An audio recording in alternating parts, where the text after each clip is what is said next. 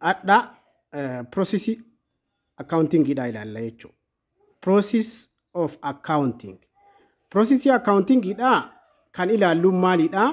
Transaction dhaabbata tokko keessatti ji'a tokko guutuu sochoofame yookiin mallaqa dhaabbanni tokko ji'a guutuu sochoosee fakkeenyaaf ji'a Jaanawaarii fudhannee Jaanawaarii tokkorraa hanga Jaanawaarii 30tti taateewwan sochii faayinaansii maaltu jira tokkotti agas lamatti agas sadiitti agas jennee piroosesii isaa ilaallaa jechuudha. Piroosisoonni jalqaba eenyuun fa'a? Piroosesiin akkaawuntingiidha eenyuun fa'a? Jennee kanas addaan baafnee ilaallaa. Kanaaf hanga dhumaatti viidiyoo kana ilaalaa yoo turtan tokko joornaal intirii irratti akkamitti galmaa tokko lama sadii jennee tiraanzaakshinii ji'a tokko guutuu fudhannee ni ilaalla akkaataa joornaal intirii irratti galmaahuun jechuudha. Lammaffaa immoo isa joornaal intirii irratti galmeeffanne kana akkamitti gara jeneraal leejeriitti poosti godhan. Poost jeneraal leejer jechuun maal jechuudha isas ni ilaalla.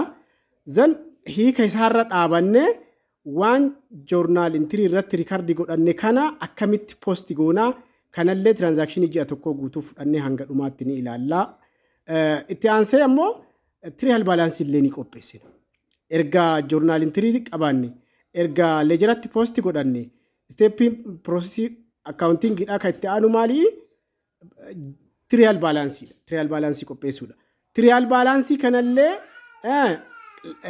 tartiibuma joornaalii fi leejeraatiin hanga dhumaa kan ji'a tokko isas qopheessine dhumarratti deebitiif kreditiin kenna qixamo qixaa miti. Faayinaanshaal isteetmentii kenna qindeessuuf nuuf gahaadha moo gahaa miti waan jedhu akkasi adda baafna. Kanaaf hanga dhuma viidiyoo kanaatti yoo nu faana turtanii joornaal intirii posting to ledger trial balance ifa goone ilaallaa. Isarraan ammoo waan tokko ijoo waan process of accounting kanneen wal qabatee qabxii ijoo tokkollee isinii dabalaa isallee dhuma viidiyoo kana irratti ni argattu. Dambal Tube inni YouTube channel keenya subscribe hin taasifne nuuf taasisaa. Like, share fi comment gochuun illee viral akka bahu viidiyoo kana nuuf taasisaaf jirtu waan ta'eef baay'ee. Process of accounting ni tokkoffaa analysis transaction. Analysis transaction. Source documentii qindeessuu, haala galmee herreegaa qopheessuu, waan barbaachisu cheekii haa ta'u, bank statementii, risiitii, voucherii waa hunda analysisii hojjattee qaaccasitee qopheessuu jechuudha galmeef. Itti aansee lammaffaan record to joornaaliidha.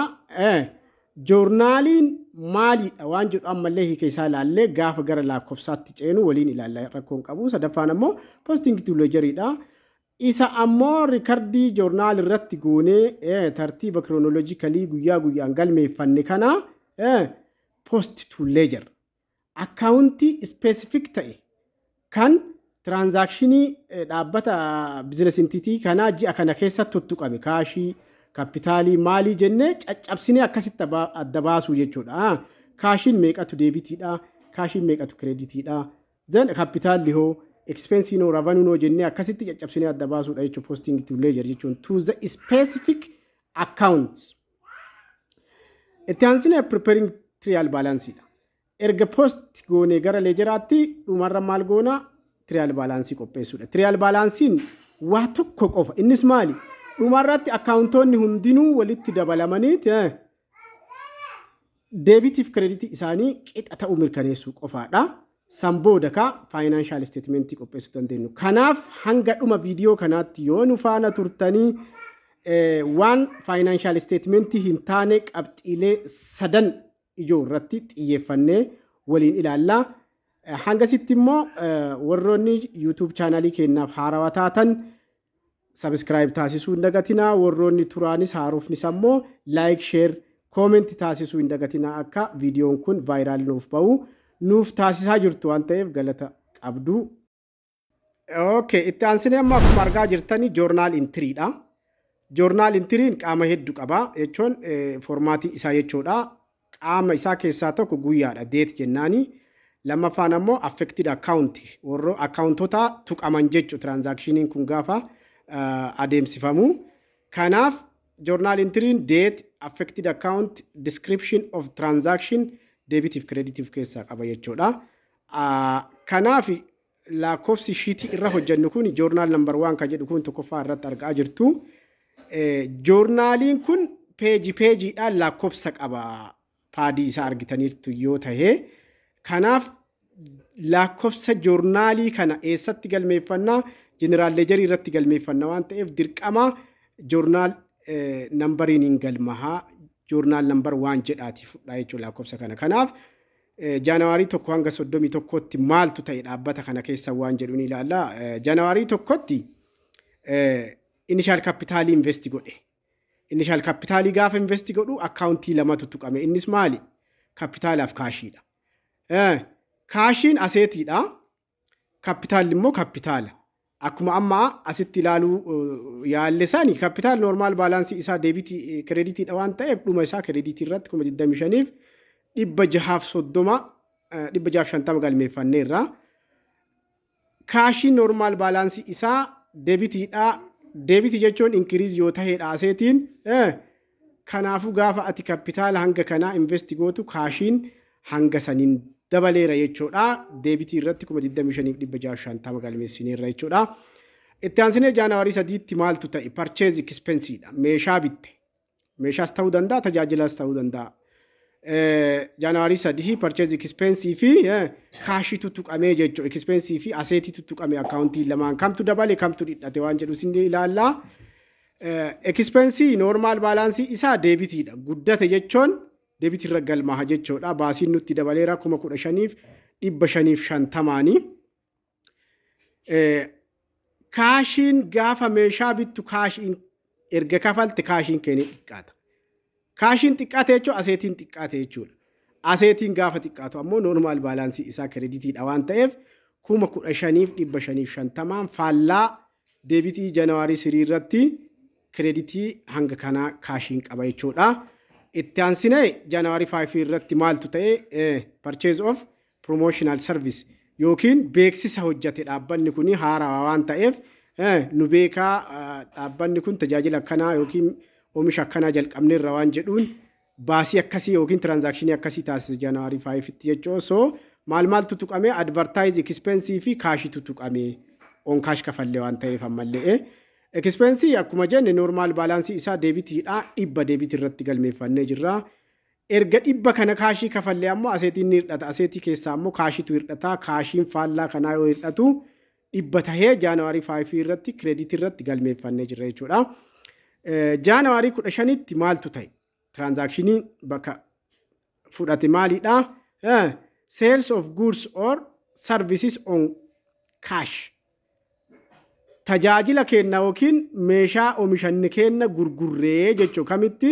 January 15tti jechuudha. Kanaafuu gaafa gurgurtaan kee jiraatu kaashiin kee ni dabala yookiin aseetiin kee ni dabala. Gosa aseetii keessaa ammoo kaashitu dabalee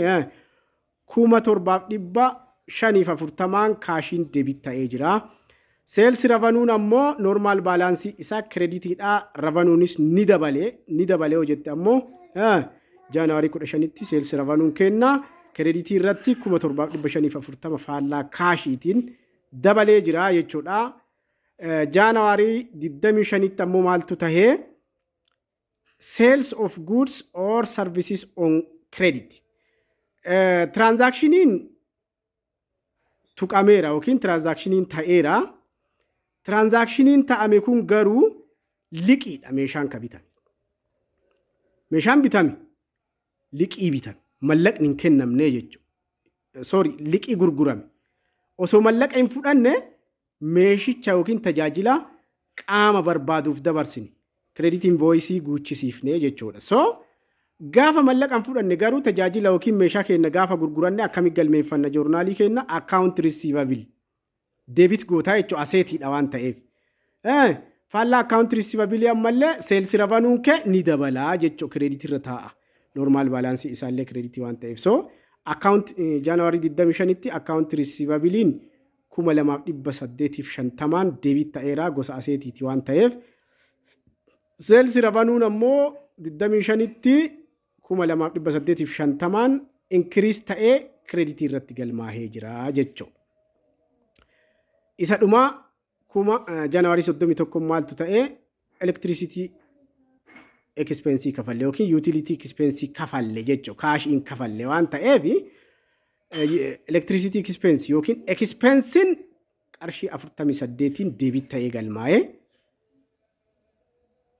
kaashiin hamma expensein kenna dabaleen kaashiinis nurraa dhidhate jechuudha. So kaashii qarshii 48 kreditii irratti galmeeffannee jechuudha. So transaakshiniin kun Jaanawaarii 1 irraa hanga Jaanawaarii 31tti dhaabbanni xiqqaan tokko yookiin suuqis maalis ta'uu danda'a hundeeffama isaa irraa kaasee transakshinii dhaabbanni kun ji'a tokkoof qabudha jechuu kan ilaalaa jirru. Kanaaf Jaanawaarii 1 irraa hanga 31tti waan jiru akka kanaan chronological orderii isaa the original book of entry irratti galmeeffannaa.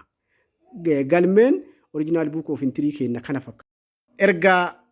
Erga journal entry kenna kan transaction ji'a galmeeffanneen booda just we proceed to posting to ledger jennaan. Ledger jechuun maal jechuudha? Akkaataa amma argitan kanatti Jaanawaarii 1tti kaashiif kapitaalli yoo tuqamu, Jaanawaarii 5tti akkasuma akaawuntii lamaa yoo tuqamu, 15ttis, 25ttis, 31ttis yoo tuqamu sun tartiiba guyyaa eeddee galmeessuu qofaadha.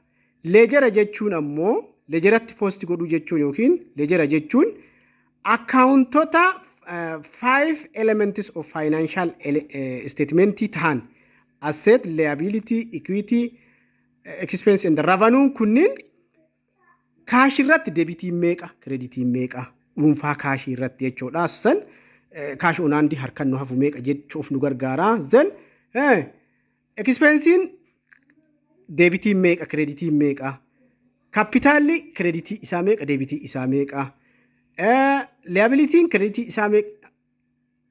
Recording all the transaction into a specific account jennaan. Cash, capital,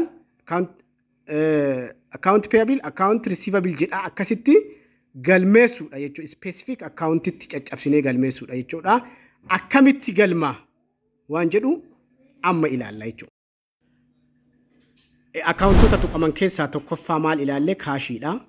Gaafa kapitaalli keenya 25 650 investi godhamee initial kapitaaliin keenya ol ka'u akaawuntiin faallaa isaa tuqame kaashiidha. So kaashiin kun Jaanawaarii 1 irraa hanga 31tti maaltu ta'e deebitiif kreditii isaa waan jedhu amma adda baasnee ilaalla jechuudha. Kun maal jedhama? Posting to ledger or general ledger jennee ni ilaalla jechuudha. So Jaanawaarii 1tti 25 fi 650 deebit ta'e kaashiin because initial investment kapitaala nu kenne waan ta'eef abbaan bizinesichaa. Jaanawaarii 7tti ammoo maaltu ta'e gaafa account receivable galmeeffannu kaashiin kennan dabalee jechuudha. Gaafa sales gaafa qabnu Jaanawaarii 15tti 7540 deebit goonee galmeeffannee walumaa galatti 33,190 kaashiin ji'a san keessaa deebit irratti galii tahee nu galmaa'e jechuudha. Normally aseetii normal baalaansii isaa deebitiidha waan jenneef 25,650 Jaanawaarii 1tti 7,540 Jaanawaarii 15tti waliigala 33,190 kaashii qabnaa jechuudha. Ji'a kana keessa akka galii taasifne. So transaakshinoota ta'aman keessaa warroonni kaashii kreditii irratti affect godhan eenyuufaa? Tokkoffaan Jaanawaarii 3tti gaafa purchase expense goon meeshaa yookiin gaafa tajaajila binnu 15,550 Jaanawaarii 3tti kreditii galmeeffannee jirra. Kaashiin nurraa dhidhatee jira jechuudha. Jaanawaarii 5tti ammoo advertise expense gaafa goonu dhaabbanni keenya hojii akkanaa jalqabeera jennee gaafa qarshii 1,000 kaashii kafallu innis kreditiitti nurraa galmaa'ee dhidhateera jechuudha. Isa dhumaa Jaanawaarii 31tti electricity expense jennee qarshii 48 kafalleerra. Walumaa galatti qarshiin ji'a kana keessatti nurraa dhidhate kaashiin 15,698. So gaafa trial balance fi balance sheet kenna hojjannu kaasha onaandii kennatu galmaa waan ta'eef deebitiif kreditii kana walirraa dhifnee argachuu qabna. So xiyyaan ka agarsiise kun jechuudha. Cash on hand at January 31 jechuudha. 33,100 kan ji'a kana keessa nu dabale hir'isu 15,698 kan ji'a kana keessa kaashiidhaan baasii taasifnee meeqatu nu hafee 17,497 isa dhumaa kan lama jala sarare kana jechaadha. So ji'a Jaanawaarii irraa gara Feebruwaariitti kan cehaa jiru kaashiin kana so baalaansii shiitii irrattis kanatu galmaaha trial balance irrattis kana galmeeffanna jechuudha. So this is all about the cash movements in the January months jennaan. Itti aansine accounti asset ta'e kabira. So accounti lammaffaa kan ji'a January transaction ji'a January keessatti affect ta'e tokko account receivable dha. Yookiin gosa assetii jechuu qinnifi keessatti kan kaa'e kana akkamitti innillee January 25tti gaafa tajaajila keenya yookiin meeshaa keenya liqii gurgurre boru arganna jennee account receivable deebitii irratti galmeeffanne 2,850 faallaa kana akka kana waliin tuqame gaafa seennuun ture seelsiidha isas booda laallaa jechuudha. So lammaffaan account receivable yookiin gosa asseetiiti January 25tti deebiti 2,850 total balance isaa qaba jechuu gosti accountii kanaallee. Sadaffaan immoo kapitaala innillee kaashii waliin gaafa January tokkootitti invest godhe abbaan bizinesichaa waan ta'eef normal balance isaa credit waan ta'eef 25,650 increase tahee January tokkotti nu galmaahee jira. Specific account irratti gaafa caccabsinu tokko kaashii lama account receivable sadi kapitaala jennee hanga asitti ilaallee jirra jechuudha. So amma gaafa balance sheet isaa ta'u gaafa trial balance irratti hojjannu so account receivable 2,850 fudhannaa kapitaala keenya amma 25,650 fudhannaa jechuudha. Maaltu nu hafe amma expensive revenue tu nu hafe shanan keessaa so isaanillee ni ilaalla jechuudha. Dhaabbata bizinesii kana keessatti ammallee ji'a Jaanawaarii keessatti accountiin afraffaan affect ta'e expensive dha. So Jaanawaarii 3tti 15,550 journal entry keenya ilaaluu dandeettu jalqaba irratti. Jaanawaarii 5tti ammoo promotionii kan itti hojjetan qarshiin 100 kaashiin kafalame waan ta'eef expensiin deebit ta'ee galmaa'ee. Jaanawaarii 31tti ammoo ibsaa ji'a san keessa fayyadamaa turre kaashiin kafalle waan ta'eef innis expensiin hamma kanaa 48 deebit ta'ee nurra galmaa'ee. Expensiin deebit jechuun expensiin hin dabale jechuun normal balance isaa waan ta'eef expensiin dabale jechuun baasiin dhaabbanni kun ji'a kana keessatti qabu walumaa galatti 15,698 gaaf trial balance galmeeffannullee tootaalii kana qabannaa jechuudha. So deebitiif kreditiin kennanii dhufu jennee ilaaluudhaaf. So expensiin Jaanawaarii 3tti 5tti fi 31tti 15,550 100 fi qarshii 48 walumaa galatti qarshii 15,698 galmaahee darbeera jechuudha expensiin. Accountiin shanaffaa fi inni dhumaa ji'a Jaanawaarii keessatti business entity kana keessatti affect godhame eenyu revenue dha. Innillee maali revenue normal balance isaa credit dha jenneerra. Waa gurguranne yookiin tajaajila wayii kennine yookiin meeshaa wayii gurguranne gaafa jedhamu galiin keenya hin dabala galiin keenya dabale yoo jennuun ammoo credit irra galmaa homaa wanti asiki achi siqii biraa hin qabu jechuudha. So gaafa revenue dabalu yookaan account receivable debit nu ta'a gosa assetii keessaa yookaan cash tu debit nu ta'a Jaanawaarii 15,25tti kanuma argine jechuudha.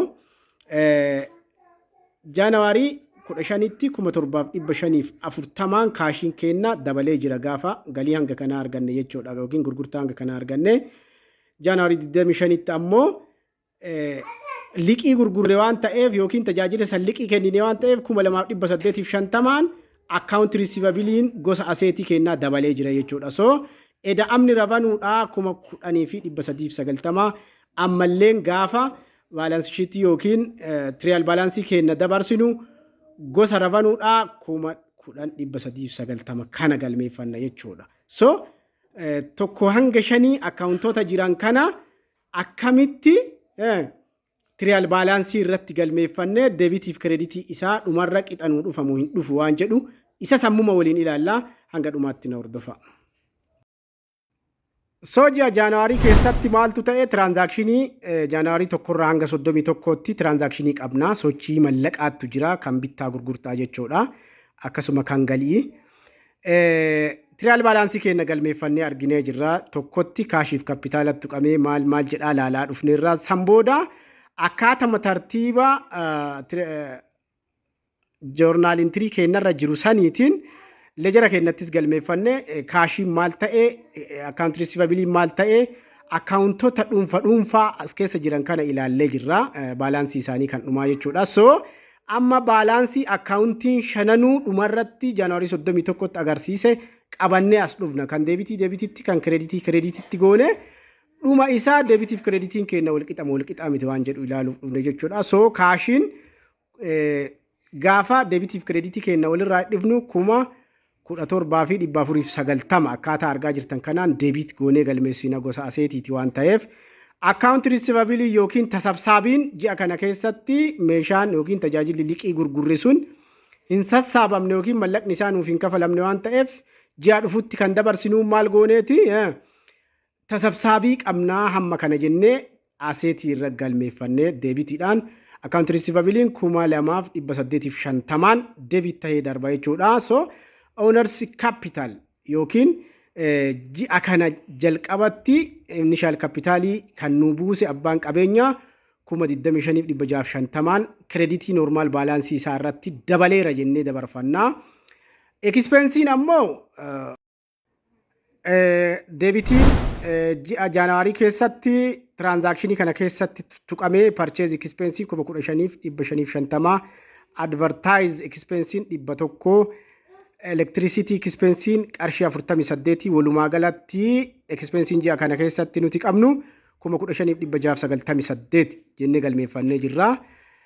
Isa dhumaa ammoo revenuun sales revenue lama qabna jenneerra innillee Jaanaarii 15 fi 25tti 7,540 fi 2,208 fi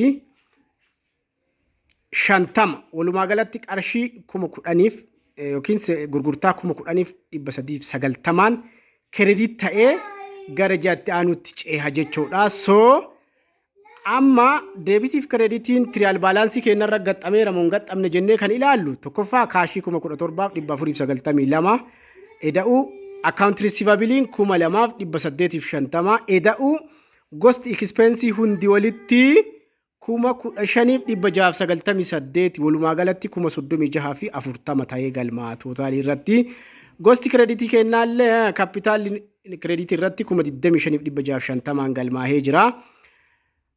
Revenuun kennallee 10,390 galmaahee jira. Kanniin lama yoo walii edaate kreditii jalatti 36,040 ta'ee galmaahee jira. Kanaaf trial balansiin kenna nu gaxxamee jira jechuudha. Deebitiif kreditiin kenna walqixa ta'ee nu mul'atee jira waan ta'eef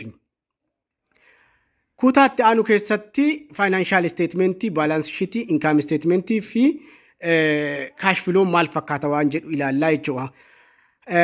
Isa dhuma wanni isinii dabala jedhe qabxiin ijoon financial statement kana fi elementii isaatiin wal qabatee yookiin process of accounting dhaan wal qabatee isinii dabala jedhe tokko maalidha?